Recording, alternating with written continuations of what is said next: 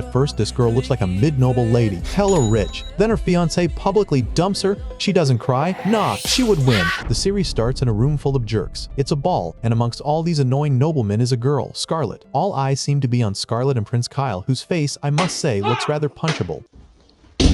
Kyle is the main reason for the attention and ruckus. He is engaged to Scarlet, but he has chosen to announce that he is terminating their engagement to pursue a relationship with another girl, Terraneza. The crowd is clearly in favor of the new couple, showering them with compliments and applause. Kyle proudly claims that Terraneza is far better than Scarlet, whom he belittles as emotionless, dull, and stupid. He expresses that he dreads the 17 years he spent as her fiancé. In response, Scarlet maintains a stoic demeanor and reminds Kyle that their engagement was arranged by both royal families before they were even born. She asserts that Kyle can't simply decide to end it on his own. Prince Kyle is confident he can, with his reason being that Scarlet has done a lot of terrible things. According to Terraneza, Scarlet bullied her at their academy, but Scarlet insists she had never met Terraneza until this very day. It is evident that no one believes her, as the prince goes on to list various accusations he believes Scarlet committed against Terraneza, the type of dramatic actions you'd see in Korean high school dramas. Accepting their judgment and realizing they already view her as a villainess, Scarlet decides there is no reason to hold back any longer. She speaks up and makes one final request. Kyle is hesitant to grant this request, but Terraneza persuades him to allow it, as this is Scarlet's last request. Terraneza is putting in a great effort to appear as a benevolent princess. When Kyle gives Scarlet the go-ahead, she politely asks to put Terraneza to sleep. Of course, she doesn't wait for a go-ahead as she takes a satisfying stance, ready to throw a One-Punch Man level punch.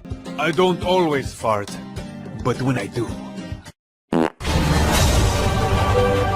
That punch is packed with so much rage, and here's why. Right from childhood, Scarlet has always loved beating up others. Although she only beat up bad kids, she was enjoying this way too much. Her older brother Leo has always tried his best, wanting her to be more reserved and ladylike. Considering they were hosting a ball, Scarlet tried to behave in her best manner. This is where she met Kyle, who immediately exerted his dominance, treating Scarlet like a slave. He was basically bullying her, and when Scarlet tried reporting to her father, it was clear he couldn't do anything about this, as Kyle is the prince, and her engagement to him was arranged by the royal family. A couple of years later, Scarlet turned 15 and was now attending a school for nobles. Despite her great reputation, grades, and good looks, Kyle and his lackeys still treated her like garbage. By this time, Scarlet was already so used to his behavior that she became unfazed by this. Emotionless. No one, Scarlet's friends included, could defy Kyle no matter what he did, considering he's the prince. Until one particular school day when Bro got salty because he was probably jealous of Scarlet's good grades. Being the evil dude that he is, he attempted to cut off her nice silver hair, but Scarlet wasn't having it. She first threatened to report him, which would terminate their engagement, and when this didn't work, Scarlet was just about to let loose. She clenched her fist, ready to throw hands, but just then, Kyle's elder brother, Prince Julius, intervened. Unlike Kyle, Julius is a gentleman. He apologized for his brother's actions and made Kyle, who was whining like a 7-year-old, leave. He pretty much saved Kyle's life, as that wicked punch Scarlet was cooking up would have turned Bro into a vegetable. When I catch you, Ricky!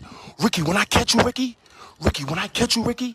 After Kyle left, Scarlet thanked Prince Julius for his help, but it's clear that he understands how dire the situation could have become. He was just trying not to lose a brother. Curious, Scarlet asked Julius why he was out there in the first place, and he explained that he needed a quiet spot to study. His classroom is too noisy due to his peers constantly surrounding him, given the fact that he's a prince. In the kingdom of Palestine, there are two princes. Julius, the just and disciplined prince, faces opposition from many who fear he may pose a threat to their corrupt activities, given his intolerance for wrongdoing. As a result, they rally behind Kyle, the foolish and irresponsible prince, believing he should ascend to the throne. Essentially, the kingdom is divided into factions, those who support Kyle and those who support Julius. Julius is being really slick. It's almost as if he's trying to steal his brother's girl. Probably not, right? He considers Scarlet interesting, and for a brief second she would have had an expression. From that day, Julius had always been around. When the aptitude test results came in for the first time, Scarlet wasn't the top scorer. She was shocked and pissed that Prince Julius had comfortably bagged the position, and this clearly seemed like a challenge. Scarlet locked in, trained, and studied like never before until she reclaimed her spot at the top. He casually congratulated her with a tap on the head, and this gave her friends the impression that they were close, although Scarlet tried to debunk it. It brings up the argument that he probably let her pass him so she could be happy. Considering the rumors are already going around, Scarlet made a resolve to never engage in any of Julius's provocations. Scarlet ignored any form of small talk from Julius, but this dude just keeps appearing everywhere. After this went on for a while, Scarlet outrightly asked Julius why he keeps popping up everywhere, and it's clearly not a coincidence as he claims. It seems very purposeful. Kyle. Julius, remaining lighthearted as ever, keeps getting cracked up as Scarlett's expressions are amusing to him. Even though her face barely changes, he swore he's learned to read her like a book. According to him, every thought she has shows right there on her face. Naturally, that annoyed Scarlett to no end. As they walked, Julius asked about Kyle, and Scarlett mentioned she hadn't spoken to or come across him lately. Just then, it hits her. Maybe Julius has been hanging around just to keep Kyle away. Whatever flashed through her mind must have been obvious, because Julius immediately comments on it. He complimented her hair, saying he wouldn't have forgiven himself if his brother's stupidity had caused her to lose it. Julius admits that Scarlett is the most interesting, and while this is really getting to her, he completes his sentence that she's the most interesting animal of all his specimens. Of course, being referred to as an animal did hit Scarlett hard. Julius played it off and even joked that Scarlett should get engaged to him instead, ensuring her a better treatment than his brother. Yeah, she declined. That said, everything she's bottled up from back then till now is about to explode right here in this fancy ballroom. Scarlett throws the first punch at Terraneza, a punch so powerful it makes All Might's 100% look like a warm-up. She heads over to the nobles, ready to deliver the long-awaited beatdown. Basically, everyone who's ever wronged her is about to catch these hands. The terrified noblemen call for guards, but Scarlett just puts them to sleep with her magic. Yeah, magic is a thing in this kingdom. Now it's just her and her victims. The nobles start begging for mercy, but Scarlett's on a roll, calmly dishing out punches like she's passing out snacks. With a boost from her magic, she accelerates, zipping around the room and hitting everyone in sight. She's like Santa, but instead of gifts, it's KOs for everyone. Soon enough, every noble is down cold, and for the grand finale, Prince Kyle, the once alpha male, now looks like a scared extra in a one-on-one against Homelander. Like Mike Tyson with a wig, Scarlett readies her knuckles, takes aim, and lands a clean, satisfying punch. By the time Leo and Prince Julius burst in, it's all over. Having unleashed all that rage, Scarlett finally smiles, lighter, freer, and oh so satisfied. All the noblemen look like they just finished fist-fighting Ippo, with Scarlett standing over them. While Prince Julius finds this amusing, Leo is petrified. After taking notice of them, Scarlett respectfully greets the prince. Prince Julius says they came because they saw some noblemen fleeing and is curious as to why Scarlett had to go all John Wick on them. Leo just wants to know if she had enough reason for this, and Scarlett explains that they committed wrongdoings and didn't show any form of remorse. She was forced to make punching bags out of them. Prince Julius gets the main point, finding it really funny as Scarlett points out blankly that they pissed her off and she had to beat them up. Prince Julius mentions that since he met Scarlett, he had been wondering when the day would come that she would finally unleash her rage. Poor nobleman got years worth of ass whooping in one evening. Leo is still freaking out. He fears their family's reputation would be tarnished and wonders how their parents would react. Just then, as Prince Julius tries to assure Leo that everything is fine, Scarlett's sight gets blurry and she passes out. Gaining consciousness, Scarlett hears the bells of the Church of Krona, the god of time. She feels this is because she overused her powers. She opens her eyes to see a maid hovering over her with a knife. The maid is startled to see her awake and quickly tries to stab her. It seems like an organized hit, but Scarlett punches the maid away like and into the wall with ease. Having heard the ruckus, Leo hurries in. He is stressed out finding out Scarlett just got another victim. Apparently, she has been unconscious for days, and now, a few minutes after gaining consciousness, she just delivered a KO. Besides this, Leo was truly worried about her. The doctors couldn't figure out what was wrong and he feared she might not wake up again. Scarlett apologizes for being so reckless, but when Leo tries to make her promise she won't hit anyone anymore, she bluntly refuses. How would she even agree to that? It's like trying to convince Goku not to fight anymore.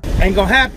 Prince Julius walks into the room with his usual composure. After seeing how Scarlett is doing, they sit and discuss. The royal family has finalized the termination of her engagement with Prince Kyle. Scarlett's family has approved this too. As punishment for the troubles he has caused, Kyle would be disinherited. Honestly, Scarlett's punch is a more serious punishment.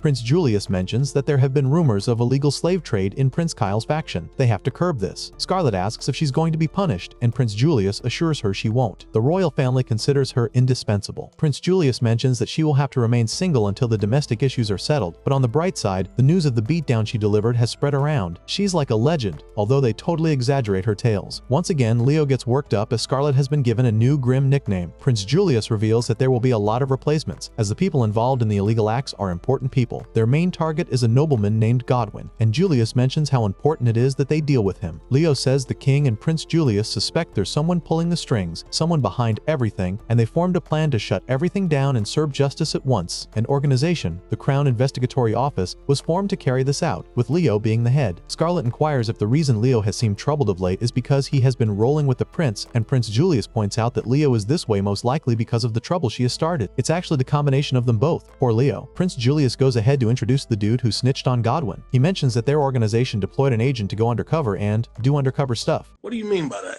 The door opens, and Sigurd, who was formerly Kyle's lackey back then, walks in. Yup, he's the agent. Sigurd immediately starts apologizing for his actions in the past. He clearly resents them. Scarlet doesn't quickly let it slide as your regular anime MC, and Prince Julius gives her the go-ahead to do whatever she wants, to Sigurd, to make up for everything. As expected, Scarlet clenches her fist, ready to beat the daylights out of Sigurd. But just before making the hit, she stops. Sigurd, who was prepared for the worst, looks like he was almost executed and is grateful to Scarlet for showing him mercy and not making him look like Mark at the end of every major fight in Invincible. Scarlet mentions that he also helped her out a few times back then. It's all square now. Scarlet takes her leave, knowing her friends are worried about what happened at the ball. She's relieved to have beaten those dudes up back at the ball, which has led to her freedom to spend proper time with her friends. However, she's shocked that the Prime Minister is involved in shady dealings and suspects he sent the maid who tried to harm her. She gets shown to where the maid is. After she gets in, she finds the maid's clothes on the floor. There's an animal there instead, and it tries to attack Scarlet. Scarlet figures the maid had shapeshifted and points out she only wants to talk. However, she says the maid should assume human form if fighting is the better option. Humans are generally more punchable. The maid shapeshifts back to her original form and is just a boy. Bro immediately picks up his knife like he forgot how last time went. Scarlet notices the boy's slave crest, which means he must obey his master's commands. She offers to remove it in exchange for information about who sent him. In this world, gods grant blessings that give extraordinary abilities, though many live unaware of their favor. Scarlet's blessing is time-based, which she used back at the ball. She rewinds time till the crest disappears and frees the boy. She was favored by the god of time, Krona, which is why the royal family wants to keep her around. Scarlet mentions that it has limitations, and that using her powers excessively would tire her out, which is why she passed out at the ball. She'd die if she did too much. The kid is surprised by Scarlet's powers, but she tells him not to snitch, threatening to punish him if he does. Any sane person who has received a direct blow from her would never snitch. That aside, as promised, the boy pays his own part of the deal. The one who sent him after Scarlet is Godwin. It turns out Godwin's son was one of the unfortunate dudes to taste her fists at the ball, and Godwin won't let it slide. Although he wants Scarlet dead, that wasn't his main reason for sending the kid. He wanted the boy to spy on Scarlet's house. The boy reveals that Godwin is really crafty. He sent a bunch of spies into different noble houses, found some dirt and leverage on them, and used it to force them into his slavery business. Scarlet, please hit this Godwin dude at any point in the story. Having heard this, Scarlet makes up her mind to beat up Godwin. Yes, she leaves in earnest, but the boy advises against this, pointing out that Godwin has guards and stuff. So, more people to beat up. He says Scarlet should stand down and allow Leo and Prince Julius to handle this, but Scarlet finds that boring. She has made it an obligation to beat Godwin to a pulp before he gets arrested. Like, he's going to be begging for the authorities to come for him ASAP. The boy wonders why Scarlet is too obsessed with beating one up, and she replies that she beats up anyone who annoys her. According to her, it's the ladylike thing to do. There's barely any lady like her. The boy mentions that Godwin attends a slave auction once a month. The next one is coming up in a week, and he volunteers to help her get in contact with a slave trader, as he doesn't know where the auction will be held. He asks Scarlet to take him along. Scarlet points out that this would mean him betraying his former boss, but considering all that Godwin did to him, he owes him no loyalty. Scarlet originally wanted to go alone, but has now changed her mind. She asks the boy, Nonica, to come along with her, and of course Prince Julius was listening the whole time. Scarlet and Nonica venture out in search of the slave trader, a middleman. Not being so street smart, Scarlet had gotten scammed into buying a rock in hopes that it was some special stone. On their way, Prince Julius joins them. Scarlet questions why Prince Julius is with them instead of working on exposing Godwin. He explains he wants to experience life in his kingdom before being confined to the palace after graduation, where he'll learn to be a king. Julius expresses his desire to be more than a figurehead and aims to create a perfect kingdom. He wants to join Scarlet and Nonica in exploring the kingdom's dark underbelly, just to avoid missing any amusing moments. As they discuss, a group of hoodlums pull up. This looks like Christmas morning to Scarlet. Yes,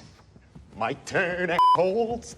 But Nonica wants her to hit the brakes while he tries to talk things out with the hoodlums. He tries asking them about the middleman, but none of them seems reasonable. They give the regular bully-type replies and even mock Scarlet for getting scammed. This does it for Scarlet, who is so pissed she crushes the rock in her palm. The hoodlums make a move, but she throws the particles of the broken rock at them, distracting them and giving herself a head start. She accelerates herself and serves a serious beatdown to the hoodlums. She's moving like a female version of Muhammad Ali, making these hoodlums wish they were goodlums. Bad joke. The last hoodlum begs for mercy, but Scarlet just wants to treat him with the same energy he treats others who are helpless. Bro is so afraid of getting hit that he snitches, mentioning the location of the middleman they were searching for. Good, but he still caught a neat right hook. Even after this, Prince Julius can tell Scarlet still hungers for more fisticuffs just from her blank facial expression. Prince Julius asks to be the one to speak to the middleman. He has a different approach than violence. Scarlet and Nonica wait for him the whole time, and after a while, Prince Julius comes out with all the information they need. There was no ruckus, meaning he didn't use any form of violence. He simply threatened the middleman with a lie. All that is left now is wonders how they're going to infiltrate the auction, and Nanaka has a plan. Scarlet, accompanied by Nanaka, meets with a slave trader named Lord Zatharin, pretending to be in need of a slave. Lord Zatharin oversees the slave auctions and explains that he has a contract with the middleman, Junk, to bring him potential valuable slaves found in the slums. By valuable, he means elves, dwarves, abians, demons, and beastkins. He recognizes Nanaka as a beastkin and refers to him as a prized piece, which annoys Scarlet, and she's about to lose her cool. However, Nanaka urges her to stay calm. Lord Zatharin, unaware of what he just escaped, finally stops laughing and asks what kind of slave Scarlet is looking for. Scarlet expresses her interest in attending the auction. Lord Zatharin contemplates her request and explains that she would need to undergo a review to qualify for the auction. This requires her to reveal her status and complete at least 6 slave transactions, which basically means it would take about 6 months for her to be eligible. Scarlet insists she will pay whatever it takes, but Lord Zatharin refuses her money. Instead, he wants Nanaka. He proposes that if she hands over Nanaka, he could take her to the auction as the daughter of a distant relative. Scarlet gladly accepts his offer. After concluding their meeting, Scarlet and Nanaka consider their plan a success. Lord Zatharin did exactly as Nanaka predicted. Nanaka says he's surprised that Scarlet was able to handle the situation without violence, and Scarlet playfully teases him back. The auction is scheduled for 3 nights later. Scarlet asks if Nanaka is sure about being enslaved again for the time being, reminding him that she cannot guarantee his safety. Nanaka reassures her that he will be fine. He thinks Lord Zatharin will likely put him up for auction, so he won't let anyone harm him before then. He also explains that it's his contribution to their mission, and as a way to make up for his previous attempt on Scarlet's life. Meester feeling tired, Nanaka begins to slow down. Since beastskin are nocturnal, he's naturally sleepy during the day. He finally falls asleep, turning into his beast form. Scarlet carries him back to the inn where they are staying. Inside, she meets Julius, who seems to have been waiting to tease her. He immediately brings up how she managed to resolve the situation without resorting to violence, and wishes he could have witnessed such a rare sight. Scarlet ignores him and lays Nanaka on the bed before heading out. When Julius asks where she's going, she replies that she's going out for some fresh air. He claims he was just hoping to step outside as well. They walk along the street with Julius trailing behind. When Scarlet questions how long he plans to follow her, he responds that he's just heading that way too. A merchant calls Scarlet's attention marketing his apple pie, but she shows no interest. Julius, however, buys 2 pies. They continue down the street encountering various merchants. Julius ends up buying everything he's offered and is now walking beside Scarlet. Scarlet asks if he still has business in the area, to which Julius admits he made that up. He tells her she's quite innocent for believing it. Scarlet punches an innocent wall to relieve her anger, but as she turns to leave, Julius unexpectedly shoves an apple pie into her mouth. The taste instantly transports her to paradise. Julius apologizes for going a bit overboard, but Scarlet refuses to forgive him that easily. Then he offers her his apple pie, and just like that, she forgives him. Take notes, boys. They take a break on a roadside bench. Scarlet observes that Julius appears to be familiar with the city. He confesses to sneaking out of school to explore. When he asks Scarlet about her thoughts on the merchant's quarter, she replies that she was always in a rush to deliver whatever Kyle sent her and never had time to look around. Now, she finds it quite enjoyable. Julius is pleased to hear this and mentions that every time he had apple pie, he thought about how much he wanted her to try it. Scarlet realizes that Julius must have wanted to show her the merchant's quarter all along and wishes he had said so up front. Then she wouldn't have been so harsh. Julius casually says that he dislikes being bored. As a child, only twisted and ugly things caught his interest, and he found himself constantly bored by the fools around him who always tried to kiss up to him. Then he saw Scarlet. He watched Kyle bully her, and after Kyle left, Julius approached her, suggesting that she could report to the king if Kyle was frightening her. Scarlet smirked at the idea of being scared by Kyle and called it a very funny joke. At that moment, he realized she was different. Julius says that he finds most things boring, and he wishes for the small corner of the world he occupies to be filled with things that truly interest him. Right now, the most interesting thing to him is Scarlet. He leans in and kisses her cheek, leaving her shocked. Julius clarifies that his feelings aren't the same as traditional romantic love, but she is dear to him more than anything else in the world. When Scarlet returns to her room, she seems disturbed by what Julius did. She wonders if it was just another way for him to tease her. The next day, Scarlet comes back with Nanaka to hand him over to Zatharin as agreed. Zatharin wants to confirm that Nanaka is truly a beastkin. He explains that a wicked person might dress their slave as a rare breed to sell them at a higher price. Scarlet doesn't mind this and asks Nanaka to shift into his beast form. He complies, leaving Zatharin amazed. Suddenly, a buff half-human enters the room. He is Donovan, Zatharin's lycanthrope slave bodyguard. He mistakenly assumes that Scarlet is the slave, but Zatharin quickly corrects him. Donovan finally notices Nanaka. Zatharin warns him to be cautious in how he handles the boy, but Donovan has no plans of adhering to that. He says beastkin are known for their quick regeneration. Without hesitation, he cuffs Nanaka and pulls on it, causing the boy pain. When Nanaka remains stubborn, Donovan takes out a whip, but Scarlet grabs it before he can use it. She remarks that Zatharin's pet needs a little more discipline and offers to administer punishment herself if Zatharin finds it too foolish to learn. Donovan is offended by this and threatens to deal with Scarlet. Zatharin proudly warns her not to provoke his beast, as Donovan is a former A-rank adventurer. Donovan says that it's too late for warnings and vows to take care of Scarlet. 6 Chaceration of Wep, but it doesn't budge. He continues to pull until Zatharin tells him to stop joking around, but bro's not joking. 6 Tralet then politely asks Zatharin if Donovan will also be put up for auction. Zatharin replies that Donovan is actually a trainer for the other slaves and also his personal bodyguard, so no, he won't be up for auction. Excited to know she can do what she pleases, Scarlet uses the whip to fling Donovan and punches him, sending him straight to the stratosphere.